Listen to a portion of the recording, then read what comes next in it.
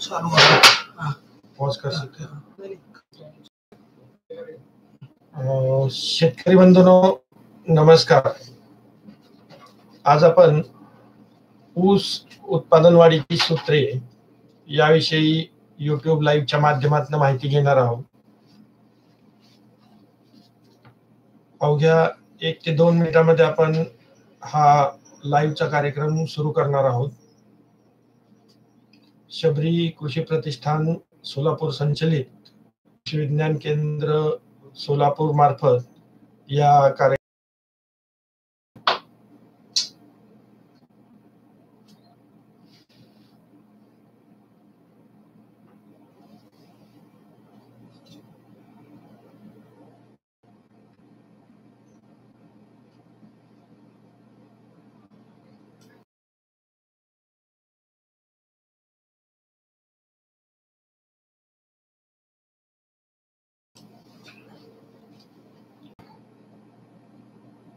तर या कार्यक्रमाला सुरुवात करण्यापूर्वी थोडीशी सोलापूर जिल्ह्यामधली जर आपण ऊस या पिकाविषयीची जर माहिती घेतली तर यावर्षी म्हणजे 2020 साली पाऊस अतिशय चांगल्या पद्धतीने पडल्यापेक्षा म्हणजे सरासरीपेक्षा जवळपास 30% पेक्षा जास्त पाऊस या ठिकाणी झालेला आहे.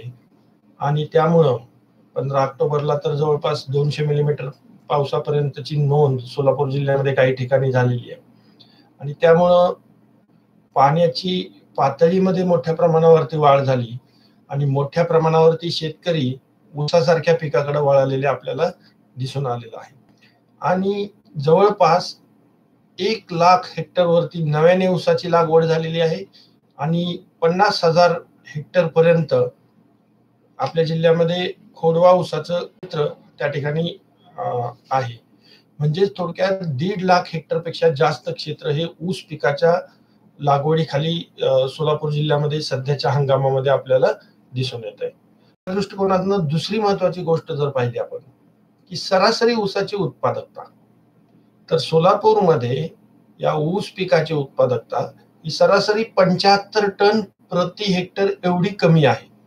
म्हणजे 1 एकर मध्ये शेतकऱ्यांना आज 30 पेक्षा जास्त सरासरी ऊसाची उत्पादकता त्या ठिकाणी मिळून येत नाही. आणि याची जी महत्वाची कारणे आहेत किंवा हे जे ऊस उत्पादकता जी कमी आपल्याला मिळून येते, कमी मिळण्यामागं जी महत्वाची कारणे आहेत त्याचा थोडासा अभ्यास करणं, त्याविषयी थोडीशी माहिती घेणं हे आपल्याला प्राथमिक गरजेचं वाटतं.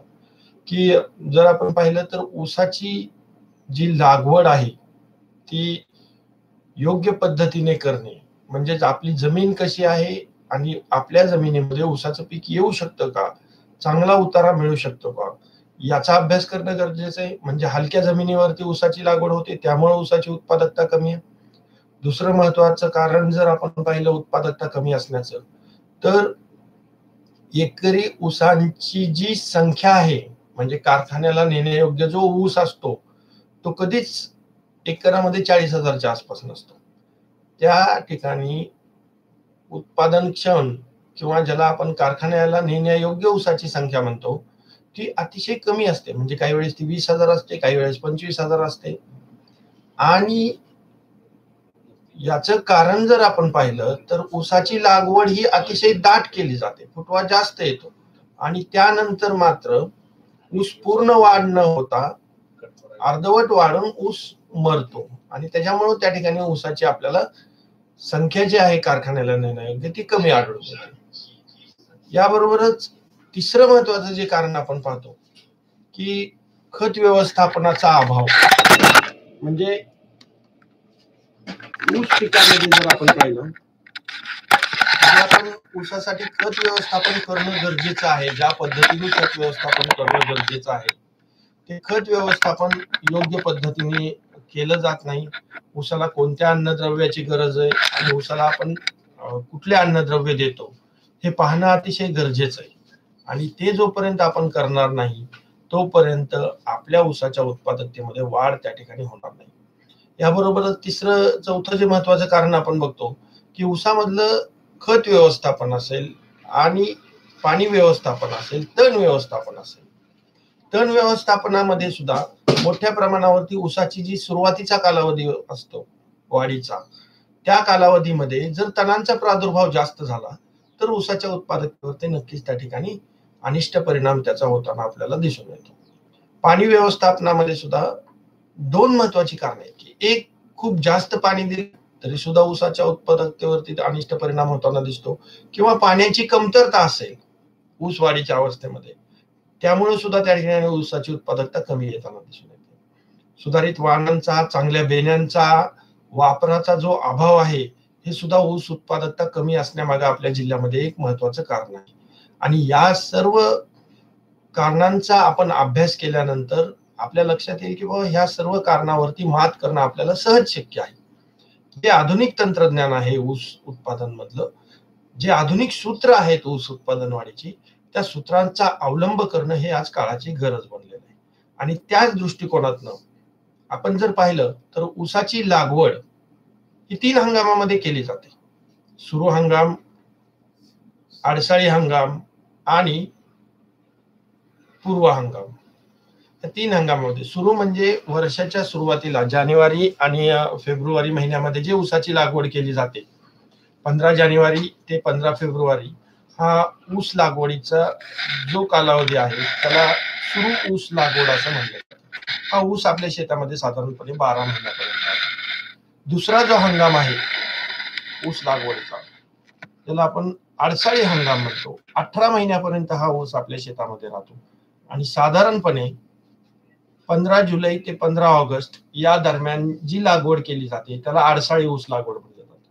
आणि तिसरी पूर्व हंगामी म्हणजेच 15 ऑक्टोबर ते 15 नोव्हेंबर या दरम्यान जी लागवड केली जाते त्याला आपण पूर्व हंगामी ऊस म्हणतो. हा ऊस 15 महिने आपल्या शेतामध्ये त्या ठिकाणी राहतो. म्हणजे या 3 हंगामामध्ये ऊसाची लागवड त्या ठिकाणी केली जाते.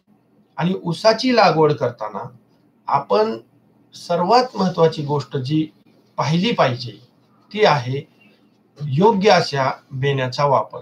की ऊस लागवड करताना ऊसाचा कोणता वाण वापरतो, कोणतं बेणं वापरतो, ते अतिशय महत्वाचं आहे.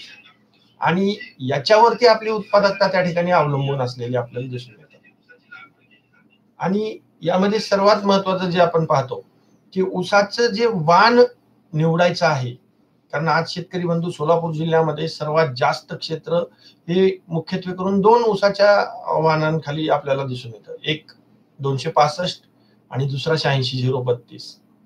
पण या दोन्ही वाहनांचा ज्यावेळेस विचार करू आपण, ज्यावेळेस आपल्याला आधुनिक तंत्रज्ञान वापरायचंय, एकीकडे शेतकरी ज्यावेळेस 151 टन प्रति एकर एवढं टार्गेट ठेवून ऊसामध्ये उत्पादन घेण्याच्या दृष्टिकोनातून काम करतात, आणि आपल्या जिल्ह्यामध्ये जर आपल्याला शेतकऱ्यांना 30 टनापर्यंत जर उतारा मिळत नसेल तर या दृष्टिकोनातून आपण बदल करणं गरजेचं आहे.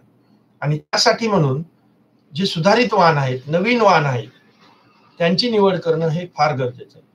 सोलापूर जिल्ह्यामध्ये पूर्व हंगामी आणि सुरू या 2 हंगामामध्ये आडसाळीपेक्षा जास्त लागवड होते. म्हणजे या 2 हंगामामध्ये 80% पेक्षा जास्त ऊसाची लागवड त्या ठिकाणी होताना दिसून येते.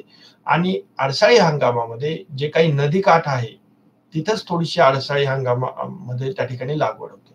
मग पूर्व हंगामी आणि सुरू या दोन्ही हंगामामध्ये अतिशय उत्कृष्ट परिणाम देणारी ऊसाचा जर कुठला वाण असेल तर तो आहे को M265 आणि MS602 या वाहनांच्या संकरापासून तयार झालेला, निर्मित झालेला MS10001, किंवा आपण सर्व शेतकरी बंधू त्याला 10001 या वाहनाने हाक मारू शकतो किंवा त्याचं ओळख करून घेऊ शकतो. 10001 हा वाहन 265 पासून तयार केलाय. म्हणजे त्याचे जे संकर आहे तो 265 आणि MS602 याचा आहे. म्हणजे थोडक्यामध्ये 265 चे जे काही चांगले गुणधर्म आहेत ते 100% आपल्याला 10001 या ऊसाच्या वाहनामध्ये त्या ठिकाणी दिसून येतात.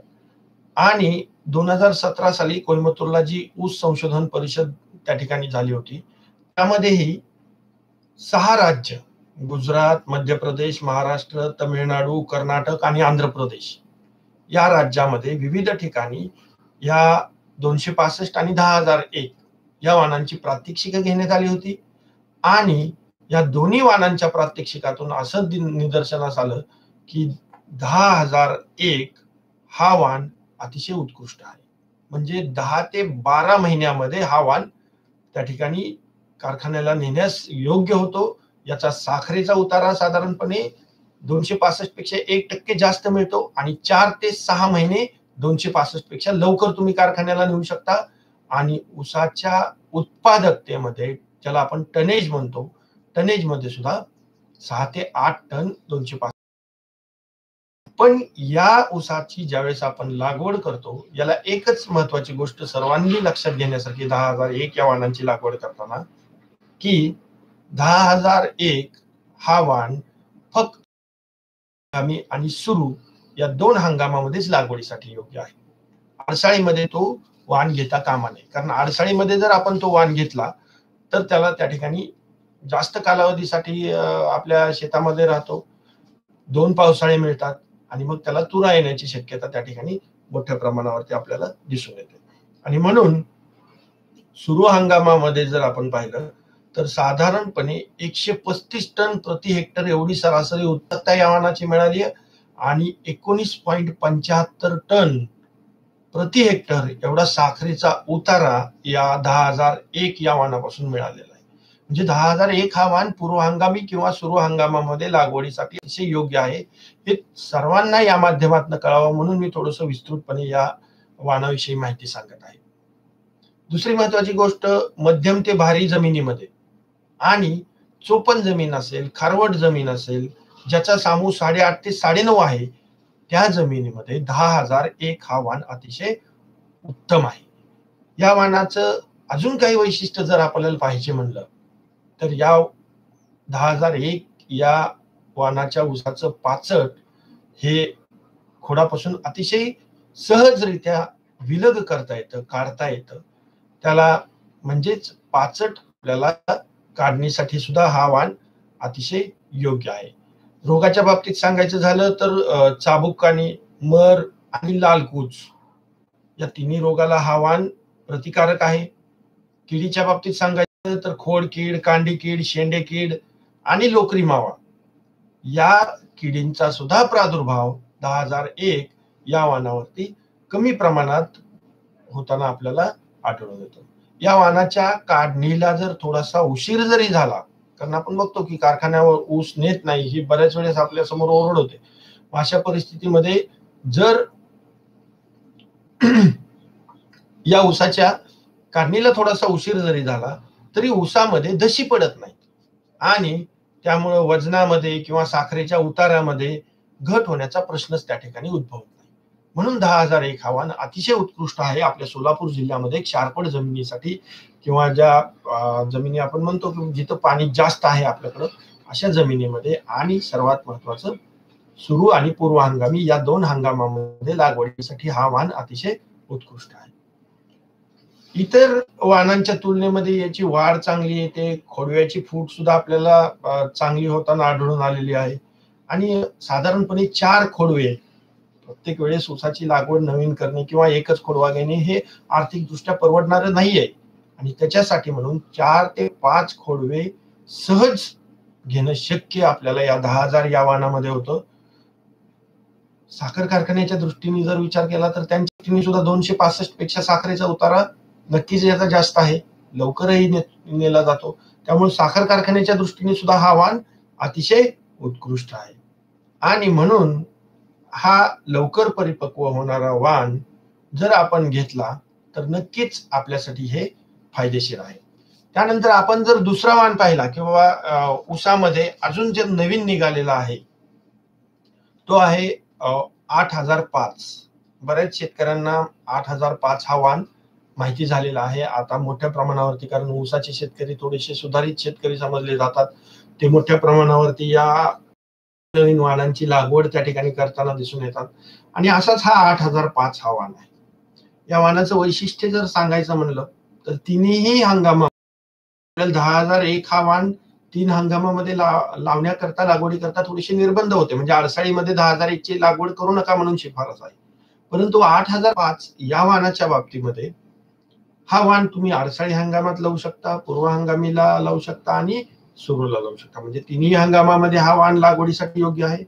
साधारणपणे 150 टन प्रति हेक्टर एवढी चांगली उत्पादकता आहे आणि 20.31 टन प्रति हेक्टर एवढी सरासरी याच्या साखरेची उत्पादकता आहे. म्हणजे 1 हेक्टर मध्ये साधारणपणे 20 टन साखर आपल्याला या 8005 या ऊसाच्या वाणापासून आपल्याला मिळू शकते. ज्यावेळेस आपण याची तुलना जशी 10,001 या वाणाची तुलना 265 बरोबर केली जाते, म्हणजे थोडक्यामध्ये 265 या वाणाला जर उत्कृष्ट ऑप्शन कुठला असेल तर 10,001. तसं आपल्याकडे जो 86,032 को एम 86,032 हा जो वाण लागवड केला जातो मोठ्या प्रमाणावरती, त्याला जर उत्कृष्ट ऑप्शन कुठला असेल, त्याला जर उत्कृष्ट असं रिप्लेस करण्यासाठी, त्याचा बदल करण्यासाठी वाण कुठला असेल तर तो 8005 हा आहे. आणि म्हणूनच हे दोन वाण अतिशय महत्वाचे आहेत आणि म्हणूनच मी त्यांच्यामध्ये विषयी थोडक्यामध्ये तुम्हाला माहिती घेतली. हे 8005 या वाणाच्या खोडव्याचा सुद्धा साखर उतारा तुम्हाला साधारणपणे 15 टनापेक्षा जास्त मिळतो. आणि खोडव्याची जी उत्पादकतेच्या बाबतीमध्ये जर आपण विचार केला तर तो सुद्धा 86,032 या वाणापेक्षा खोडव्याची उत्पादकता जास्त आहे आणि साखर उतारा सुद्धा त्या ठिकाणी जास्त आहे. म्हणजेच साखर उतारा आणि उत्पादन दोन्हीच्या दृष्टिकोनातून जर विचार केला तर आपल्याला हा 8005 हा वाण देखील अतिशय चांगला आहे.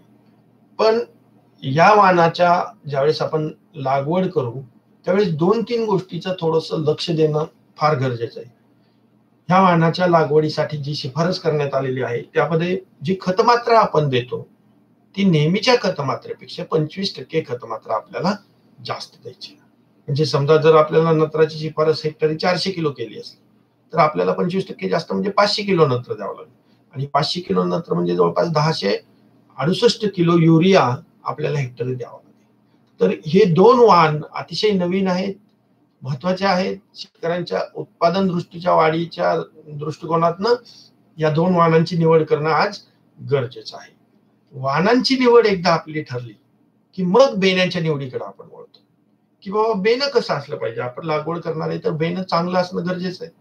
बऱ्याच वेळेस आम्ही ज्यावेळेस शेतावरती जातो त्यावेळेस लक्षात येते की बाबा शेतकरी काहीच नाही, मोळ्या आणून टाकलेल्या तर कोयता घेऊन चालू आहे कार्यक्रम आपला बेणं तोडायचा. पण तसं नाही केलं पाहिजे. आपल्या ऊस उत्पादनामध्ये सगळ्यात महत्वाचा घटक जर कुठला असेल तर तो आहे बेणे निवड. आणि बेणे निवड म्हणजे बेणं हे 9 महिन्याचंच असलं पाहिजे. म्हणजे तुमच्या ऊस लागवडीची तयारी ही 9 महिने पूर्वी होते. चांगलं बेणं मिळवण्यासाठी आपल्याला स्वतःचा बेणेमळा करा किंवा ज्यांचा बेणेमळा आहे त्यांच्याकडनं 9 महिन्यापर्यंत चांगलं बेणं रसरशीत टपोर जाड बेणं निवडणं गरजेचं आहे. त्याच्यामध्ये त्याला पांगसा फुटलेले असता कामा नये. याबरोबरच त्या बेण्याला पाणी कमी पडलेलं असता कामा नये. त्या बेण्याची कांडी आखोड असता कामा नये. हे सर्व गोष्टींचं निरीक्षण करून आपल्याला चांगल्या बेणेमाळ्यातला प्लॉट त्या ठिकाणी 9 महिने वयाचा निवडायचा. बेणं तोडताना सुद्धा तेवढीच काळजी घेणं गरजेचं आहे की वाण निवडल्यानंतर जो डोळ्याकडला भाग आहे तो 1/3 ठेवायचा आणि डोळ्याच्या विरुद्धचा जो भाग आहे तो 2/3 ठेवायचा. आणि अशा पद्धतीनेच बेणे निवड आपण त्या ठिकाणी करणं गरजेचं आहे. कारण की डोळ्याच्या विरुद्ध बाजूनी मुळा फुटतात आणि सुरुवातीला जे पोषण मिळतं ते त्याच्यातनच मिळतं. आणि म्हणून डोळ्याच्या विरुद्ध बाजूला जो भाग आहे तो जास्त बेणं तोडताना ठेवणं अतिशय गरजेचं आहे. अशा पद्धतीने एकदा आपली बेणे निवड झाली, बेण्याची योग्य काळजी झाली की याच्या पुढची आणि सर्वात महत्वाची जी गोष्ट आहे ती आहे बेणे प्रक्रिया. बेणे प्रक्रिया म्हणजे ऊस लागवड जर आपण बेण्यापासून करणार असोल तर एक वेळ तुम्ही खत नाही टाकलं तर चालेल पण बेणे प्रक्रिया केली पाहिजे. एवढी बेणे प्रक्रिया महत्वाची.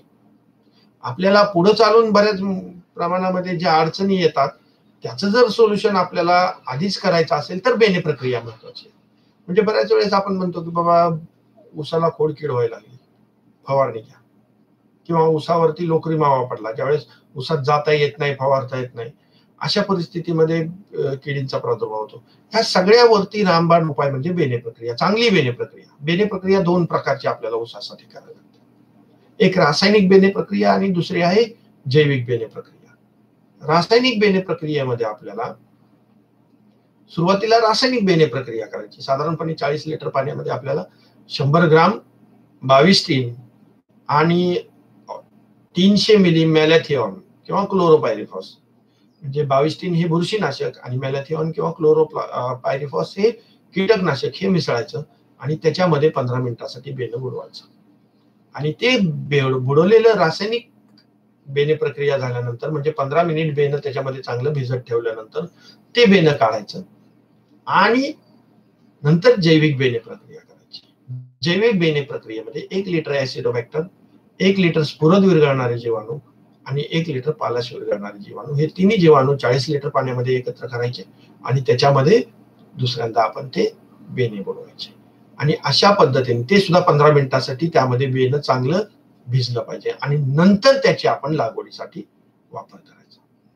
याबरोबरच जर आपण रासायनिक बेणे प्रक्रियेमध्ये जर 1% चुना मिसळला तर तो अतिशय फायद्याचा होतो. चुना मिसळल्यामुळं जो डोळ्याच्या वरचा जो पानांचा पापुद्रा आहे तो लूज होतो आणि डोळा लवकर फुटतो. हे अतिशय महत्वाचं आहे की चुन्याची बेणे प्रक्रिया, चुन्यामुळं पापुद्रा लूज होऊन तो लवकर फुटतो. आणि म्हणून आपल्याला ही जर बेणे प्रक्रिया केली तर आपल्या ऊसाची, कारण आपण बघतो सुरूला लावलेला ऊस महिना 1.5 महिने ऊसच डोळाच बाहेर आलेला असतो. याच्या मागे महत्वाचं कारण काय, एक तर थंडी असते आणि दुसरं त्याचा स्काल्प ज्याला म्हणलं जातं किंवा जे आपण पापुद्रा म्हणतो पानाचा, तो सुद्धा लूज होणं गरजेचं असतं.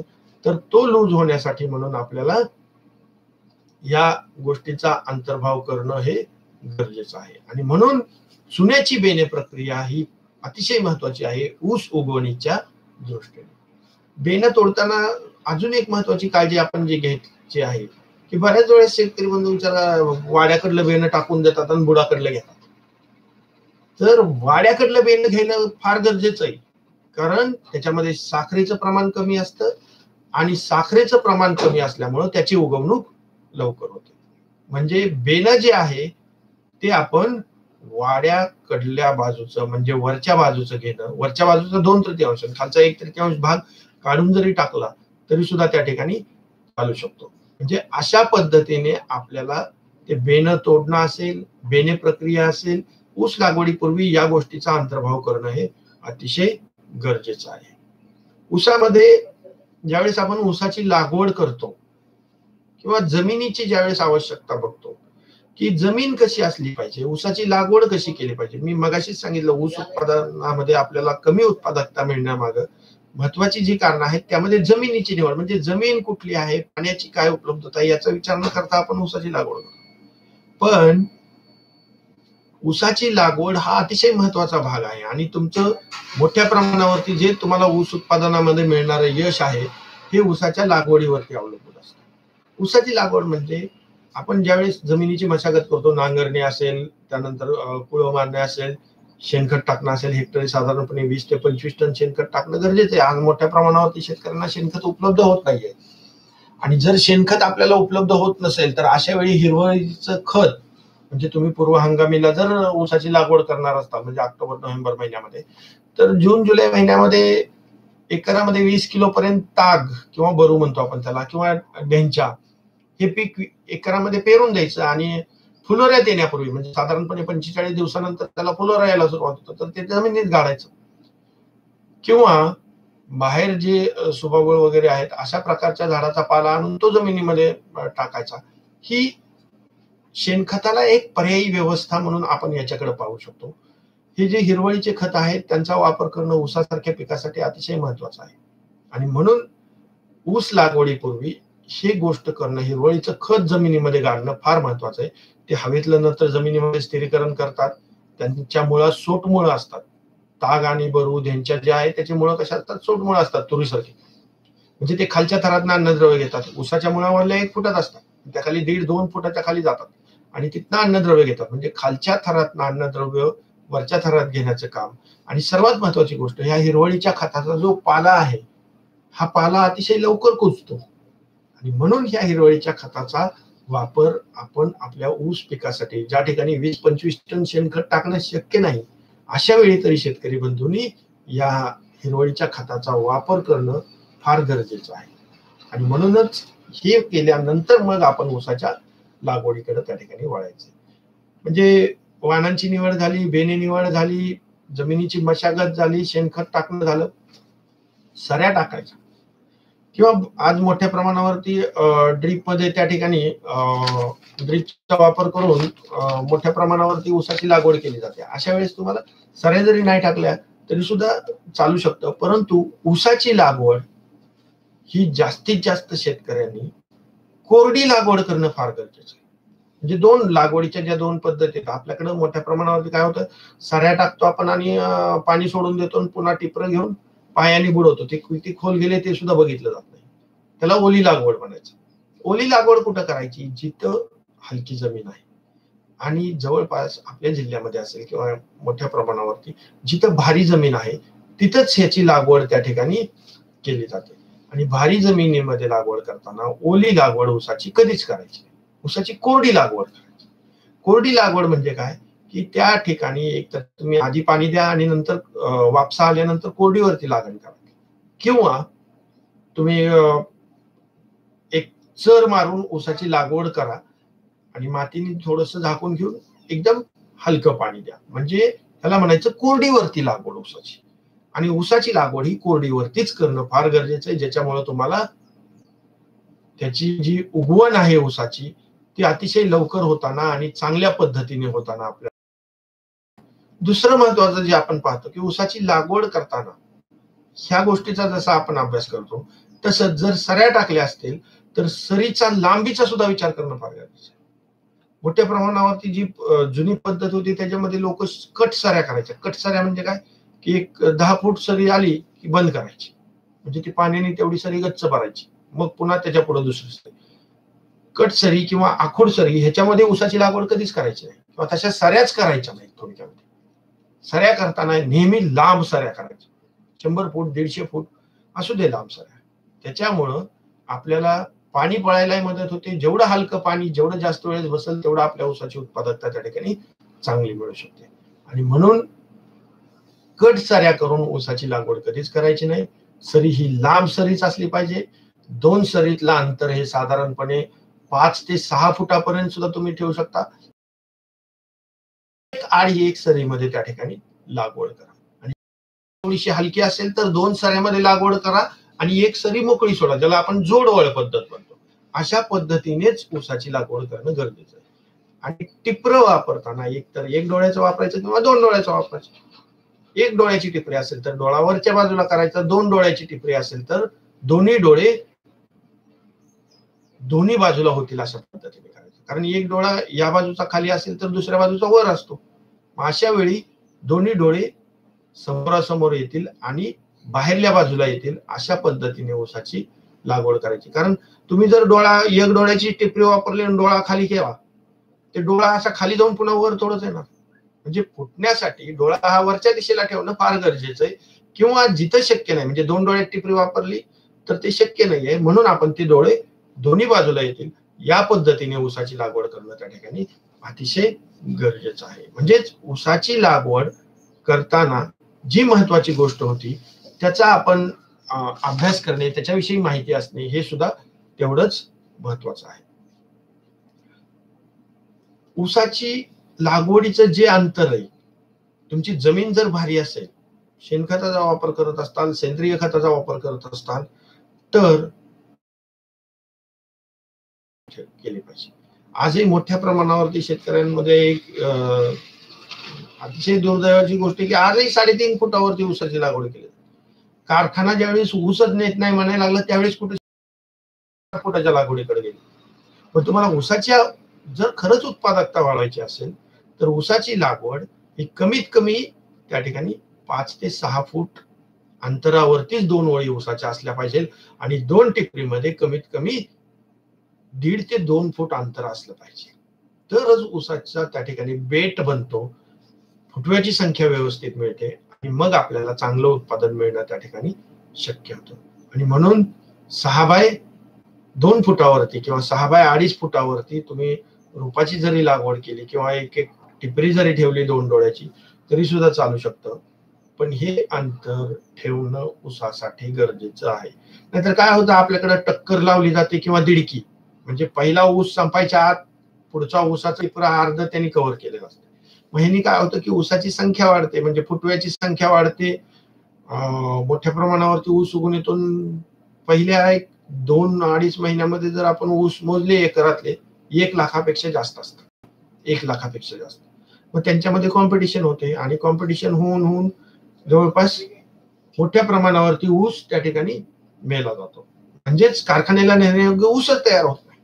होतो तयार, तो किती होतो 20 ते 25 हजार. मग त्याचं वजन किती 1 ते 1.5 किलो, म्हणजे तुम्हाला 30 ते 40 टन होतं. आणि म्हणून ह्या गोष्टीवरती जर आपल्याला मात करायची असेल, फुटवे हे नियोजनबद्ध पद्धतीने जर ठेवायचे असतील, तर आपल्याला ऊसाची संख्या नियंत्रणामध्ये ठेवणं अतिशय महत्वाचं आहे. आणि संख्या नियंत्रणामध्ये ठेवण्यासाठी ऊसाची आपल्याला ते लागवडीचं अंतर व्यवस्थित ठेवणं गरजेचं आहे. आणि म्हणून मी सांगितलं की 6x2 किंवा 6x2.5 फूट या अंतरावरती तुम्ही ऊसाची त्या ठिकाणी लागवड करणं गरजेचं आहे. आता ह्या पद्धतीने ऊसाची लागवड केल्यानंतर पुढच्या ज्या महत्वाच्या गोष्टी आहेत त्या पाहणं फार गरजेचं असतं, की ज्यावेळेस आपल्याला फुटव्याची संख्या, एका डोळ्याला किती फुटवे आले पाहिजे, फार महत्वाचं आहे की एका डोळ्याला आपल्याला साधारणपणे 8 ते 10 फुटवे आले पाहिजे. ऊस लागवडीनंतर बरोबर 75व्या दिवशी किंवा ज्याला आपण 2.5 महिन्यानंतर जेठा कोंब काढणे नावाचा एक प्रकार आहे. म्हणजे जो पहिला कोंब असतो, डोळ्यातनं उगलेला पहिला जो फूट असते, त्याला आपण वडायचं किंवा काढायचं. आणि 2 बोटांनी बरोबर, अंगठा आणि पुढचं बोट जे आहे पहिलं बोट, त्यांनी त्याला वडलं आपण साधारणपणे असं, तर ते इझिली रिमूव्ह होतो. आणि त्याच्यामुळे खाल्लं येणारे जे फुटवे आहेत ते सगळे फुटवे आपल्याला एकसारखे मिळतात आणि फुटव्याची संख्या सुद्धा आपल्याला नियंत्रित मिळते, चांगली मिळते. म्हणून हे याला जेठा कोंब काढणं असं म्हणलं जातं. या पद्धतीचा अवलंब आपण ह्या ऊस लागवडीनंतर साधारणपणे 2 ते 2.5 महिन्यामध्ये ऊसाची वाढ कशी झाली आहे ते पाहून 2 ते 2.5 महिन्यामध्ये हे जेठा कोंब काढण्याचं काम जर केलं तर एकसारखे आणि चांगले, कारण की आपला काही ऊस पुढे गेलेला असतो, काही मागे राहतो, असं होतं का म्हणजे सगळे फुटवे एकसारखे येण्यासाठी ही पद्धत अतिशय उत्कृष्ट आहे. आणि म्हणून आपण हे जेठा कोंब काढण्याचं त्या ठिकाणी करणं गरजेचं आहे. यानंतर ऊसामध्ये जे आपण खत व्यवस्थापन करतो, हे अतिशय महत्वाची गोष्ट आहे की ऊसाला खत कुठलं लागतं, कुठलं खत दिलं पाहिजे, त्या खतांची कार्यक्षमता कशी आपल्याला वाढवता येईल, ती कार्यक्षमता वाढवण्यासाठी आपल्याला काय काय करावं लागेल, ह्या ज्या काही महत्वाच्या गोष्टी आहेत त्याचा अभ्यास आपल्याला असणं गरजेचं आहे. तर आणि तरच आपल्याला या ऊस उत्पादनाच्या वाढीमध्ये चांगला परिणाम दिसून येईल. काही प्रमोद शिंदेने एक कमेंट टाकली की जेठा कोंब पिचकवला तर चालेल का. हे पहा, पिचकवण्याची प्रक्रिया ही जनरली 1 महिन्यानंतर केली जाते. म्हणजे नुसतं पान असं मुडपलं जातं. मग ते पान नुसतं मुडपण्यापेक्षा 2 महिन्यानंतर तो बऱ्यापैकी 2 बोटांनी निघतो तुम्हाला, तर तो काढलेला चांगला. म्हणजे जेठा कोंब काढला ना की तुमची खोडकीड जर असेल त्याच्यावरती सुद्धा नियंत्रण मिळवता येतं आपल्याला. नियंत्रण म्हणजे फक्त त्याला कीड लागलेली असते मेन पहिल्या आलेल्या जेठा कोंबाला, त्यामुळे तो पिचकवण्यापेक्षा काढलेला 2 बोटांनी ओढून काढलेले परिणाम थोडेसे चांगले दिसून येतात. तर आपण जी चर्चा करत होतो किंवा खत व्यवस्थापनामध्ये किंवा खत व्यवस्थापन, की ऊसाला किती खत दिलं पाहिजे, मी 10 पोते टाकले म्हणजे मला जास्त मिळालं आणि ह्यांनी 2 पोते टाकले म्हणजे ह्यांना मिळणार नाही असं नाहीये. ते त्या खताची कार्यक्षमता वाढवणं, की 10 पोते टाकले तर त्यातलं उपयोगी किती पडलं ऊसाला, हे माहिती असणं फार गरजेचं आहे. आणि ह्याच्यासाठी खतांची जर कार्यक्षमता वाढवायची असेल तर तुम्हाला त्यासाठी काय महत्वाच्या गोष्टी कराव्या लागतील हे पाहणं फार गरजेचं आहे. म्हणजे खतांची कार्यक्षमता जर वाढवायची असेल तर सर्वात पहिली आणि महत्वाची गोष्ट आहे की खत हे विद्राव्य खतांचा वापर करणं गरजेचं आहे. जोपर्यंत तुम्ही ठिबकच्या माध्यमातून खत देणार नाही, जोपर्यंत तुम्ही फोलियर ऍप्लिकेशन ज्याला आपण फवारणीच्या माध्यमातून खत देणार नाही, त्याची उपयुक्तता वाढणार नाही. म्हणजे इकडे युरिया आहे तुमचा, युरिया जमिनीत न टाकला उपयुक्तता फक्त 40%, तोच युरिया ठिबकच्या माध्यमातून वापरला उपयुक्तता 70% जास्त आहे.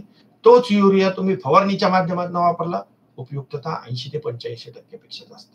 म्हणजे खताची उपयुक्तता ही तुम्ही त्याच्या देण्याच्या पद्धतीवरती अवलंबून असते. आणि ते खत जर विद्राव्य असेल म्हणजे ठिबक मधनं वापरलं असेल तर त्याची उपयुक्तता ही 100% वाढलेली आपल्याला दिसून येते. अजून एक महत्वाची गोष्ट, पालाशयुक्त जी खतं आहेत ती खतं आणि नत्रयुक्त खतं हे दोन्ही खतं एकत्रित जर दिले आपण तर नत्रयुक्त खताची उपलब्धता ही त्या ठिकाणी वाढलेली असते. बऱ्याच वेळेस बघा तुम्ही की आपण पहिल्या 3.5 महिन्यामध्ये किंवा पहिल्यांदा जो डोस देतो त्यामध्ये युरिया जास्त देतो, पण युरिया बरोबर जी महत्वाची गोष्ट आहे की पालाशयुक्त खत देत नाही आपण काय म्हणतो कांडी वाढायला पोटॅश लागतं म्हणून पोटॅश उशिरा देतो. पण नत्राची जर आपल्याला उपयुक्तता वाढवायची असेल, नत्रयुक्त खताची उपयुक्तता वाढवायची असेल तर त्याला पालाश गरजेचा आहे. आणि तो पालाश देणं हे नत्रयुक्त खताबरोबर हे सुद्धा गरजेचं आहे. हे उपयुक्तता खताची कार्यक्षमता वाढण्याच्या दृष्टिकोनातून हा एक अतिशय महत्वाचा एक गोष्ट आहे जी शेतकरी बंधूंनी लक्षात घेणं फार गरजेचं आहे. तिसरी महत्वाची गोष्ट, खताची उपयुक्तता वाढवायची तर कसं करायचं, किंवा खत चळी देऊन, चळी म्हणतो ना आपण, किंवा एखाद्या अवजाराच्या किंवा कोदळीच्या साह्याने चर मारणे म्हणतो ना, चळी घेऊन जर खत दिलं ना त्या शेतकऱ्याला 100% अतिशय चांगले परिणाम मिळतात. कुठलाही तुम्ही शेतकरी बघा ज्यांनी 100 टनाच्या वर 125 टनाच्या वर ऊसाची उत्पादकता काढली आहे आणि तो असं वर्ण फेकून खत देतो असं कधीच होत नाही.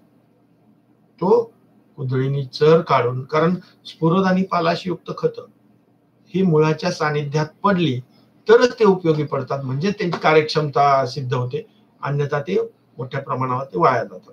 आणि म्हणून खत चळी घेऊन किंवा कुदळीच्या साह्याने चर मारून त्याच्यातच आपण खत टाकायचं आणि पुन्हा ते माती ऍड करायचं, किंवा एखादं खत पेरणीचं अवजार आहे, कृषी विद्यापीठाने मोठ्या प्रमाणावरती ऊस खत पेरणीचे अवजार त्या ठिकाणी निर्माण केलेले, त्यांचा सुद्धा वापर तुम्ही त्या ठिकाणी करू शकता. याची कार्यक्षमता वाढवायची. युरिया जो वापरतो ना आपण ऊसासाठी युरिया हा अतिशय गरजेचा आहे. सर्वात जास्त युरिया वापरला जातो.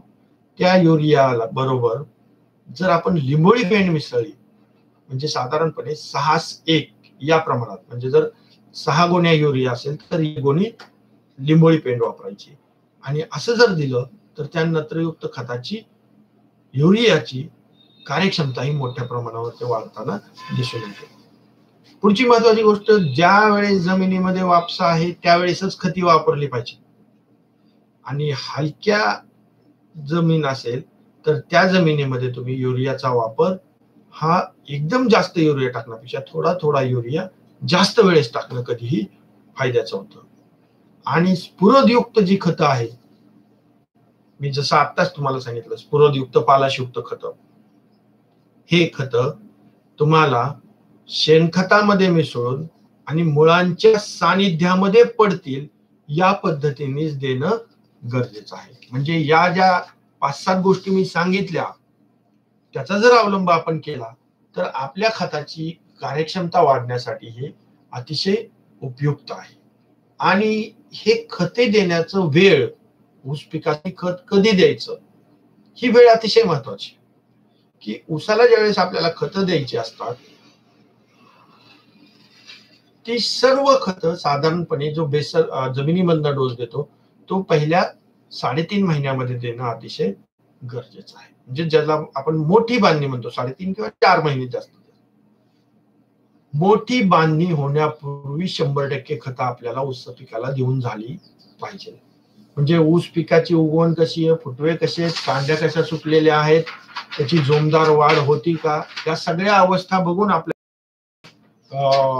खत देणं ऊसाला गरजेचं आहे. आपण जर पाहिलं तर ज्यावेळेस ऊसाची उगवण राहिलेली असते त्यावेळेस नत्रयुक्त खत कमी लागतं आणि स्फुरदयुक्त खत गरजेचं असतं. म्हणजे उगवण, मुळांची वाढ, फुटवा याच्यासाठी स्फुरद आणि पालाशयुक्त खत गरजेचं आहे. आणि फुटव्याच्या जोमदार वाढीसाठी, म्हणजे फुटवा एकदा फुटला त्याची वाढ पुढे जोमदार व्हावी याच्यासाठी म्हणून नत्राची गरज आहे. आणि जोमदार वाढीच्या अवस्थेमध्ये जवळपास सगळ्याच अन्नद्रव्यांची त्या ठिकाणी गरज असते. तुमच्याकडे पाण्याचा ताण पडत असेल ना तर अशा परिस्थितीमध्ये पालाशयुक्त खतं जी आहेत ती तुम्ही 50 किलोनी वाढून दिली तर त्याचा नक्कीच चांगला परिणाम होताना आपल्याला त्या ठिकाणी दिसून येतो. आणि जर आपण एकरी साधारणपणे 25 किलो गंधक, जे बेन्सल नावाने बाजारात येतं ना, मुगाच्या डाळीसारखं दिसतं ते जर वापरलं तर स्फुरद आणि सूक्ष्म अन्नद्रव्य जे आहे त्यांच्या उपलब्धतेमध्ये त्या ठिकाणी वाढ होताना आपल्याला त्या ठिकाणी दिसून येते. म्हणजे ही खत मात्रा जी आपण देतो किंवा खत देण्याची जी वेळ आहे हे अतिशय महत्वाचं आहे. आता सर्वात महत्वाची गोष्ट आहे की खत द्यायची कशी, म्हणजे किती द्यायची खत, की तुम्हाला आडसाळी ऊस आणि पूर्व हंगामी ऊस हा हंगाम निहाय ऊसाला खत किती द्यायचं आणि कधी द्यायचं. एक लक्षात घ्या,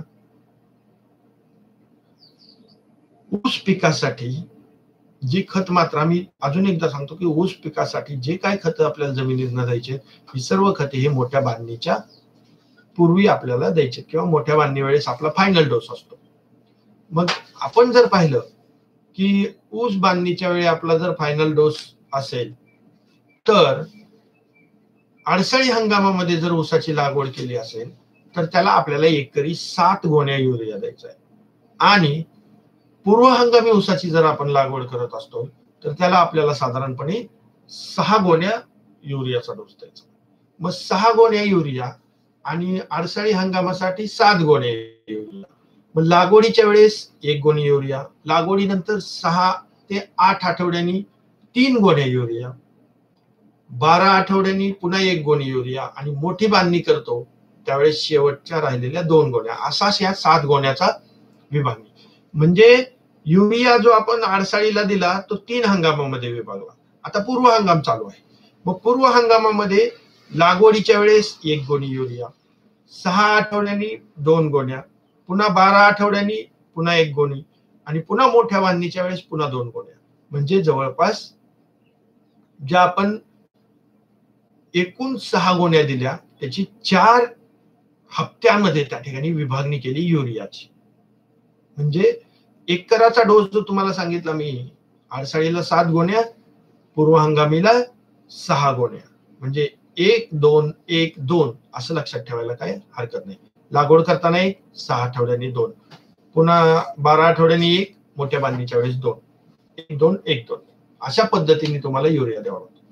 स्फुरद आणि पालाश ही जी 2 खतं आहेत, स्फुरद देतो म्हणजे सिंगल सुपर आणि पालाश देतो म्हणजे एमओपी, हे दोन्ही खतं हे 2 हप्त्यामध्ये विभागायचे. जसं आपण नत्रयुक्त खतं 4 हप्त्यामध्ये विभागली तशी ही स्फुरद आणि पालाश युक्त खतं 2 हप्त्यामध्ये, म्हणजे एक लागवडीच्या वेळेस, दुसरा मोठी बांधणी करताना. स्फुरद किती वापरायचं बघा, सिंगल सुपर वापरला तर फायद्याचं होतं का, त्याच्यामध्ये गंधक पण आहे. पेरणी करता लागवड करताना ऊसाची 4 गोण्या सुपर वापरायचं आणि मोठ्या बांधणीच्या वेळेस 5 गोण्या वापरायच्या, 9 गोण्या आडसाळीला. आणि पूर्व हंगामी जर असेल तर 4 गोण्या लागवड करताना आणि पुन्हा 4 गोण्या मोठी बांधणी करताना, 2च हप्त्यात.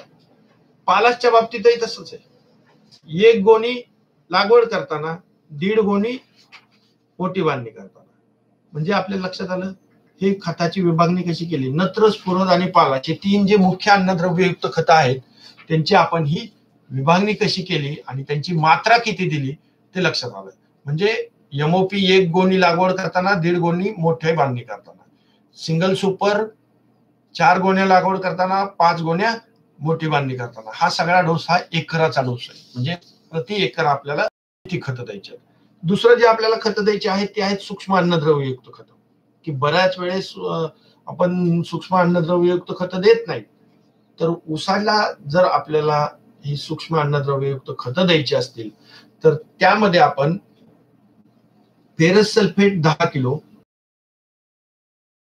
Manganese sulphate 4 kilo, boron 2 kilo आणि गंधक 25 किलो, जे मी मगाशी सांगितलं गंधकाचं. ही सगळी खतं आपण 500 किलो शेणामध्ये चांगली त्या ठिकाणी मिसळायची. 8-10 दिवस ही चांगली मुरल्यानंतर हे शेणखत आपल्या ऊसाच्या पिकाला त्या ठिकाणी द्यायचं. ह्याचा खूप चांगला परिणाम शेणखताच्या माध्यमातून हा जो सूक्ष्म अन्नद्रव्ययुक्त खतांचा डोस आपण तयार केलेला आहे याचा अतिशय चांगला परिणाम आपल्याला ऊसाच्या पिकामध्ये होताना दिसून आलेला आहे. आणि ह्या सगळ्या अन्नद्रव्यापेक्षाही अतिशय महत्वाचं जर कुठली गोष्ट असेल तर ऊस पिकासाठी सिलिकॉनचा वापर, की एकरी साधारणपणे 160 किलो सिलिकॉन, ते बगॅसची राख द्या किंवा कॅल्शियम सिलिकेटच्या माध्यमातून द्या, ती सुद्धा तुम्ही ह्या शेणखतामध्ये मिसळणं गरजेचं आहे.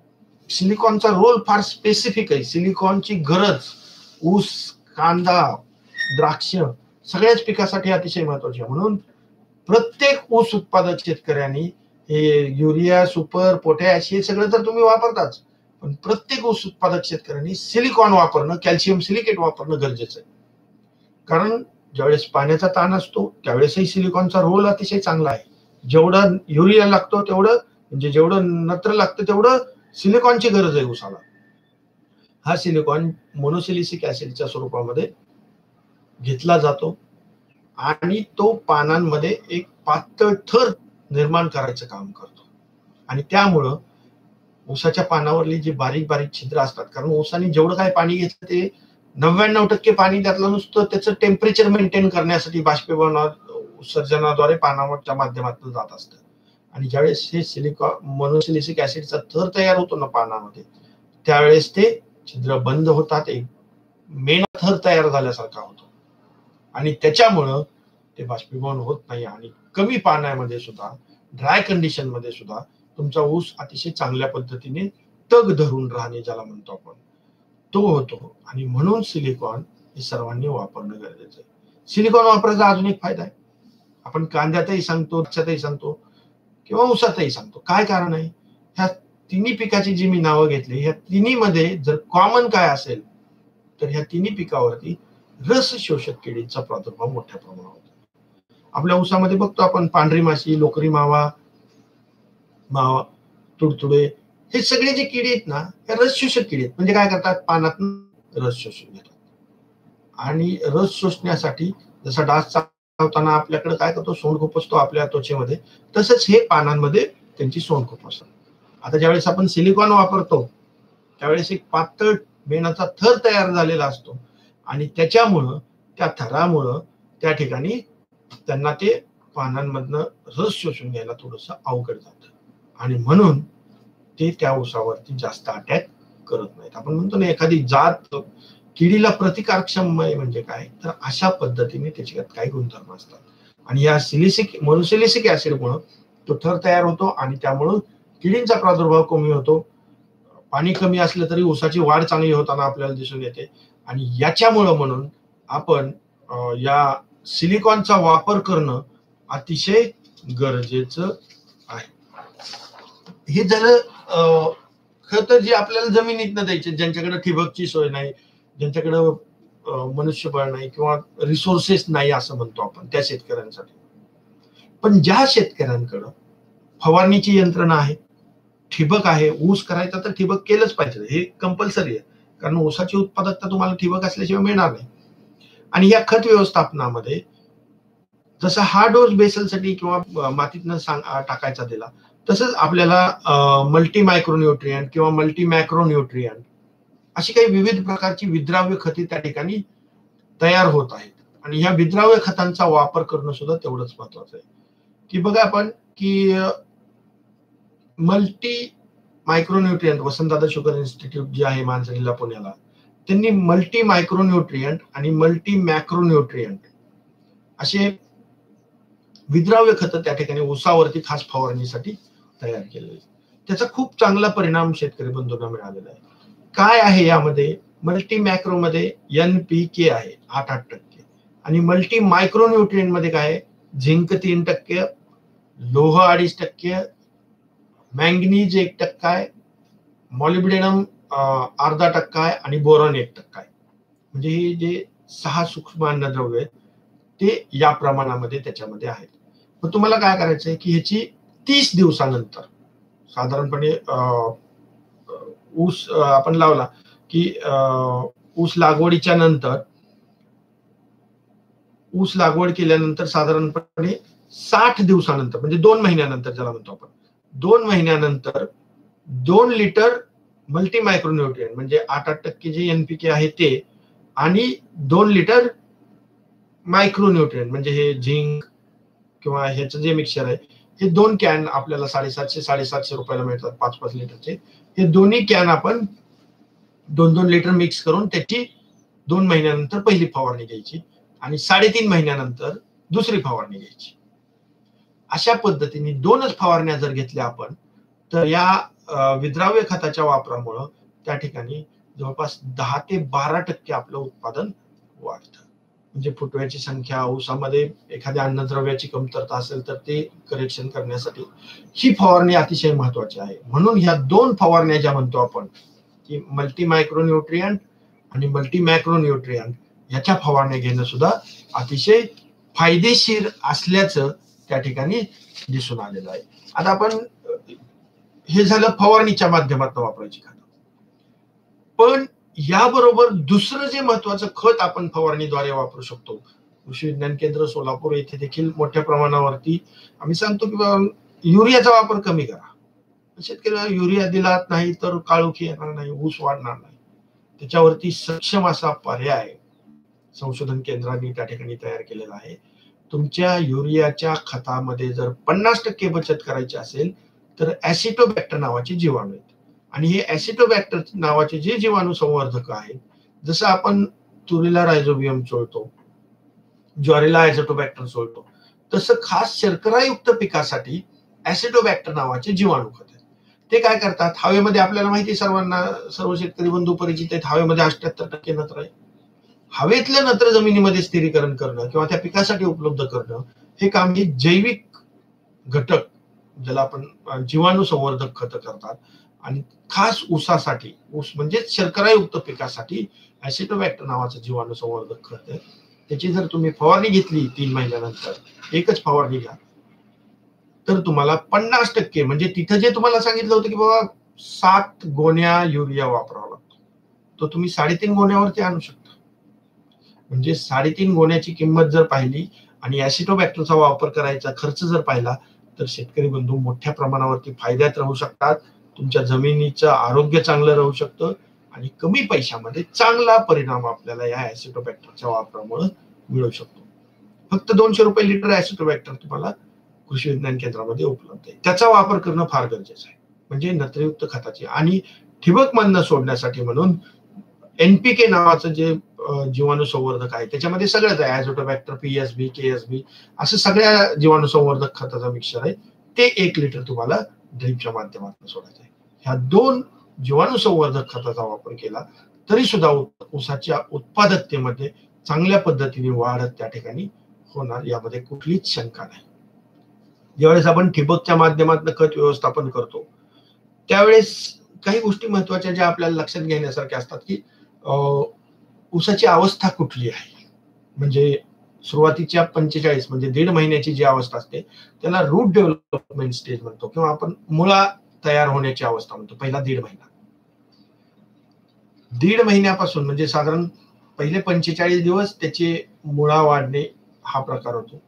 45 दिवसापासून ते दिवसापर्यंत त्याला फुटवे फुटण्याची अवस्था म्हणतो, ज्याला आपण म्हणतो ना ऊसाला फुटवा कसा फुटलाय, हे जर तुम्हाला फायनल बघायचं असेल तर अजून चालूच आहे फुटवा फुटवायला, पण तो 95 दिवसाच्या नंतर फुटवा जास्त फुटत नाही.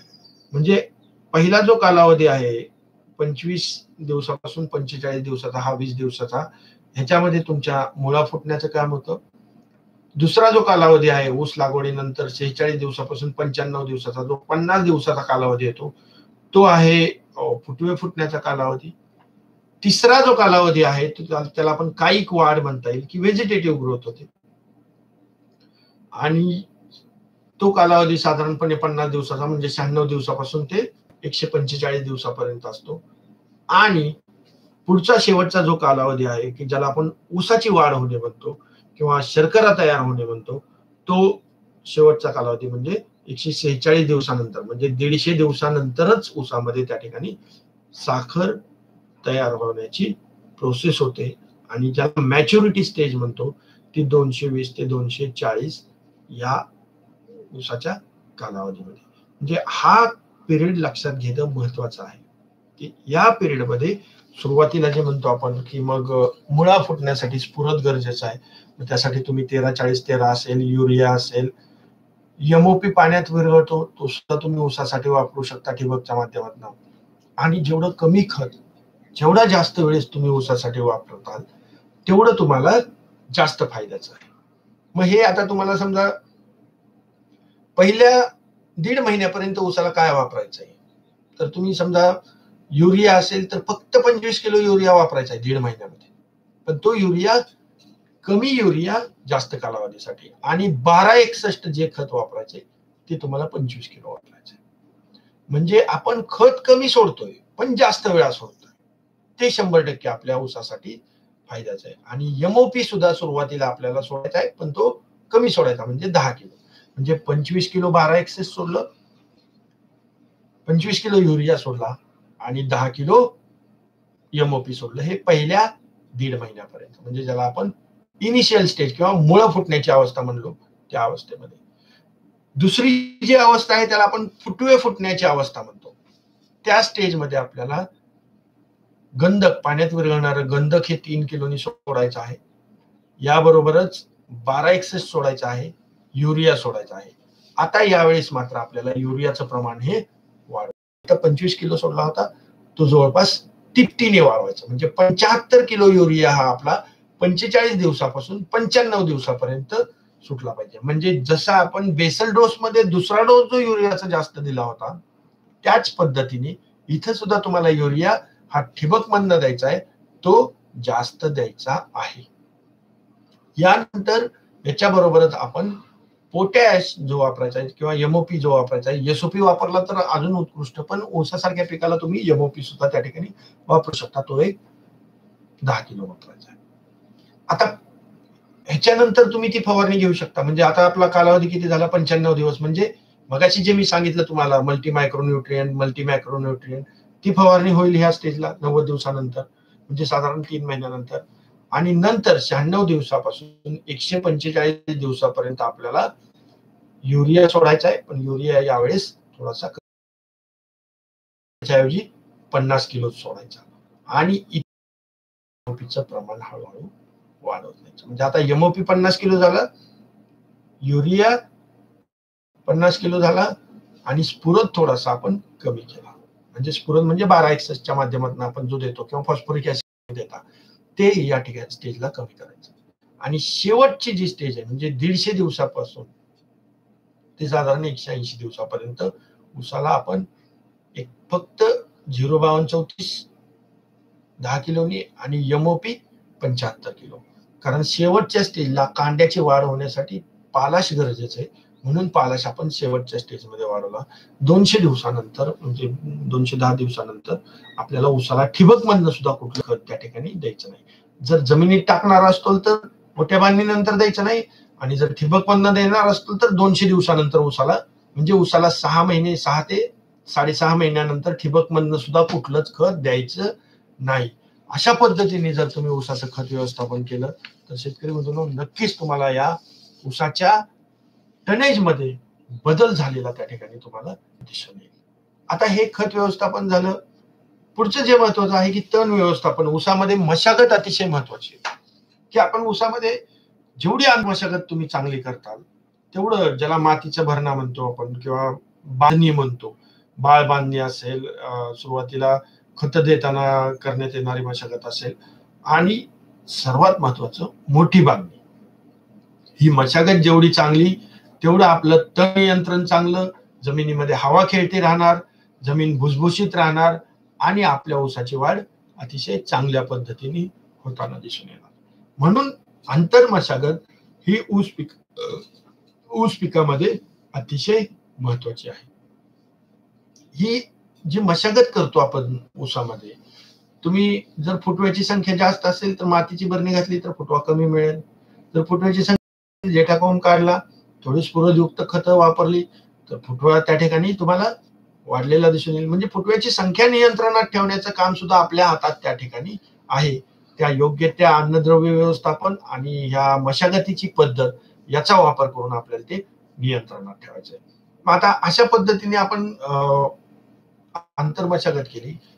8,005 हा ऊस जर तुम्ही लावला असेल तर त्याच्या 2 पेऱ्यातलं अंतर हे जास्त असतं, अंतर जास्त असतं, उंची जास्त वाढते. 20 कांड्याचा ऊसच त्या ठिकाणी लोळण्याची शक्यता असते. ज्या शेतकऱ्यांनी बांधणी चांगली केलेली आहे, ऊसाची मोठी बांधणी, त्यांना ऊस लोळण्याचं प्रमाण अति कमी दिसून येतं, आणि ज्यांची बांधणी योग्य झाली नाही त्यांच्यामध्ये मात्र हे ऊस लोळण्याचं प्रमाण जास्त होतं. आणि म्हणून बांधणीला तेवढंच महत्व आहे. 6 ते 8 महिन्यानंतर ऊसामधलं पाचट काढून सरीमध्ये टाकणं अतिशय गरजेचं आहे. तेच पाचट पुन्हा चांगलं दाबून घ्यायचं, त्याच्यावरती सुपर टाकायचं. सुपर आणि युरिया टाकला म्हणजे पाचट लवकर कुजतं. मी चालू हंगामाच्या मधलं सांगतो, खोडव्यातलं नाही. खोडव्यातलं तर पाचट ठेवलंच पाहिजे, पण चालू हंगामात सुद्धा खालचं पाचट जर आपण विरळून घेतलं तर हवा खेळते राहते. जेवढी हवा खेळते राहील तेवढा ऊस तुमचा वजनाला चांगला वाढतो, आणि मग तुमच्या तणांचा प्रादुर्भाव कमी होतो. सुरुवातीच्या अवस्थेमध्ये काही तण दिसली जरी तरी आज बाजारामध्ये मोठ्या प्रमाणावरती तणनाशक त्या ठिकाणी उपलब्ध आहेत. मग त्याच्यामध्ये मेट्रिब्युझिन आहे, 2,4-D आहे, यांचा तुम्ही वापर करू शकता. पण तणनाशकाचा वापर करण्यापेक्षा मशागत जर चांगली केली आणि खुरपण जर केलं एक चांगलं, तर मला वाटत नाही की ऊसामध्ये तणांमुळे फार मोठं नुकसान होतं. ऊसामुळे नुकसान होतं ते फक्त त्याच्याकडं नियोजनाचा जो अभाव असतो आपला, खत व्यवस्थापन असेल, पाणी व्यवस्थापन असेल, त्याच्यामुळे जास्त नुकसान होतं आणि फुटव्याची संख्या असेल. तर ऊसामध्ये पाणी व्यवस्थापन सुद्धा तेवढंच महत्वाचं आहे. आणि पाणी व्यवस्थापन ऊसाकडे आपण जे पाणी व्यवस्थापन ऊसामधलं पाहणार आहोत, त्यापूर्वी मी आज बरीच मंडळी त्या ठिकाणी आपलं चॅनल बघतायत, तर माझी सर्वांना विनंती आहे की कृषी विज्ञान केंद्र सोलापूर हा चॅनल तुम्ही सबस्क्राईब करा, आणि भविष्यामध्ये अशा पद्धतीचे लाईव्ह प्रोग्राम आपण मोठ्या प्रमाणावरती घेणार आहोत. तर सर्वांना विनंती की हा चॅनल तुम्ही सबस्क्राईब करा. तर जो आपला विषय चालला होता की पाणी व्यवस्थापनाचा, की पाणी व्यवस्थापनामध्ये ऊसाला आहे म्हणून पाणी देणं फार चुकीचं आहे. ऊसाला गरज काय आहे, जशा मी अवस्था सांगितल्या, मुळा फुटण्याची अवस्था, फुटवे फुटण्याची अवस्था, अवस्था, ऊसाची साखर तयार होण्याची आणि ऊसाची परिपक्व होण्याची अवस्था, ह्या सगळ्या ज्या अवस्था आहेत, ह्या अवस्थेमध्ये ऊसाची पाण्याची गरज वेगवेगळी आहे.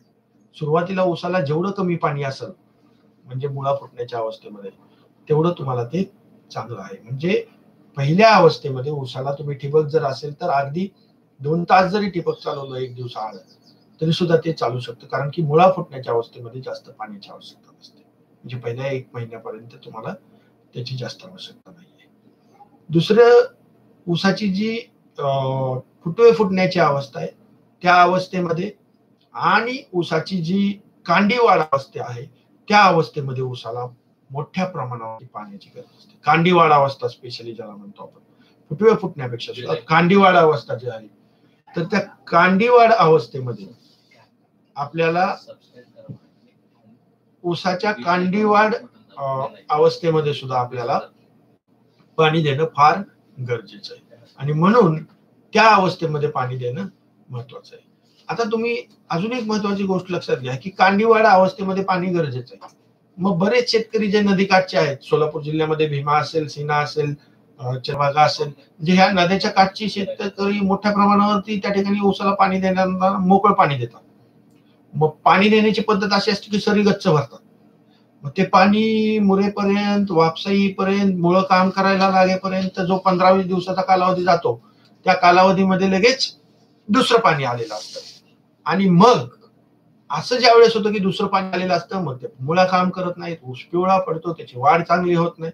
ह्याच्यासाठी ऊसाला ठिबकनी पाणी देणं गरजेचं आहे. म्हणजे ठिबक पाणी आपल्याकडं कमी आहे म्हणूनच ठिबक करावं असं काही नाही. पाण्याची उपयुक्तता जर आपल्याला वाढवायची असेल तर आपल्याला